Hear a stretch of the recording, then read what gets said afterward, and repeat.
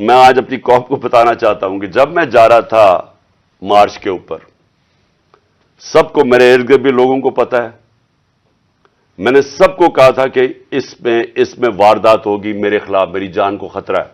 میں نے T V کے اوپر جا کے اس سے پہلے بتایا تھا کہ یہ دینی انتہا پسند کے نام پہ مجھے قتل کریں گے۔ ہر روز جب میں مارچ پہ جاتا تھا اور میں بشرا بیگم کو خدا حافظ کہتا تھا، میں تو ان کو سلام کرتا ہوں کہ ان کو پتا ہوتے ہوئے کہ میری جان خطرے میں تھی، اس کے باوجود وہ مجھے کہتی تھی کہ نہیں جاؤ، یہ جہاد ہے، یہ اللہ کے لیے آپ کام کر رہے ہیں۔ کوئی اپنی زندگی خطرے میں نہیں ڈالتا پیسے کے لیے یا اقتدار کے لیے، کوئی زندگی خطرے میں نہیں ڈالتا۔ جہاد کے لیے جب آپ اللہ کے لیے کام کر رہے ہیں، تب آپ پتا ہوتے ہوئے کہ اب زندگی خطرے میں، اس کے باوجود جاتا تھا میں۔ اور میں جیسے ٹھیک ہوں گا انشاءاللہ، جیسی میں چلنے کے قابل ہوں گا، میں پھر نکلوں گا باہر، کیونکہ یہ اللہ کا کام ہے۔ اپنی قوم کو حقیقی طور پہ آزاد کرنا یہ اللہ کا حکم ہے ہمیں۔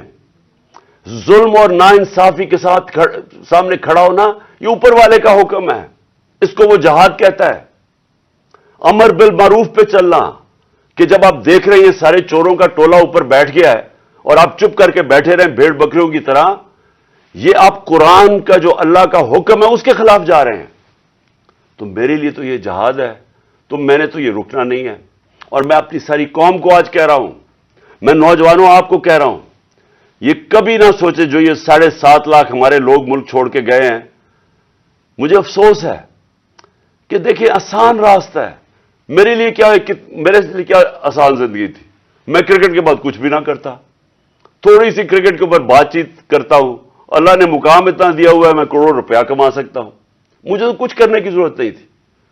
لیکن اللہ نے ہمیں کسی مقصد کے لیے پیدا کیا ہے۔ جانور آتے ہیں، بچے پیدا کرتے ہیں، کھا پی کے مر جاتے ہیں، تو انسان بھی اگر اس کو اب سمجھ ہی نہ آئے کہ اللہ نے ہمیں کسی مقصد کے لیے پیدا کیا ہے، تو اس میں جانوروں میں کیا فرق رہ جاتا ہے؟ وہ جب قرآن کی آیت ہے کہ جب انسان فرشتے سے بھی اوپر چلا جاتا ہے لیکن گرتا ہے تو جانور سے بھی نیچے چلا جاتا ہے۔ تو میں اپنی ساری قوم کو کہہ رہا ہوں کہ دیکھیں ہمارے سامنے اب 2 راستے ہیں۔ ہم ان چوروں کے ٹولوں کو مان لیں تو ہم اپنی تباہی کر رہے ہیں، اس ملک کا کوئی مستقبل نہیں ہے۔ ایک ہی راستہ ہے کہ ہم جدوجہد کریں۔ میں وہاں جب گیا، پنڈی پہنچا، اور میں اس وقت بڑی تکلیف میں تھا، میں یہ بھی آپ کو بتا دوں، کیونکہ مجھے ڈاکٹرز نے کہا تھا ابھی نہیں آپ ٹریول کر سکتے۔ میں گیا اس کے باوجود صرف اپنے لوگوں کو کھڑا کرنے کے لیے کہ دیکھیں یہ پاکستان کے لیے ایک فیصلہ کن وقت ہے، اس کو ضائع نہ ہونے دیں۔ قوم میں بیداری آ گئی ہے، اور میں وہاں 2 میں چیزیں کر سکتا تھا۔ ہم وہاں دھرنا بھی دے سکتے تھے، لاکھوں لوگ تھے، ہم وہاں اسلام آباد کے اوپر بھی جا سکتے تھے، اتنے لوگ تھے، ہم اسلام آباد میں خون خرابہ ہونا تھا وہاں، اور کئی دفعہ لوگ چاہتے ہیں کہ خون خرابہ ہو، لاشیں گریں، تاکہ وہ جناب ان کی تحریک اور اٹھ جائے۔ میں یہ نہیں چاہتا تھا۔ میں نے ساری سٹرگل آئین اور قانون کے بیچ میں ہے، میں کبھی اس سے باہر نہیں نکلا، اور میں نے اس لیے فیصلہ کیا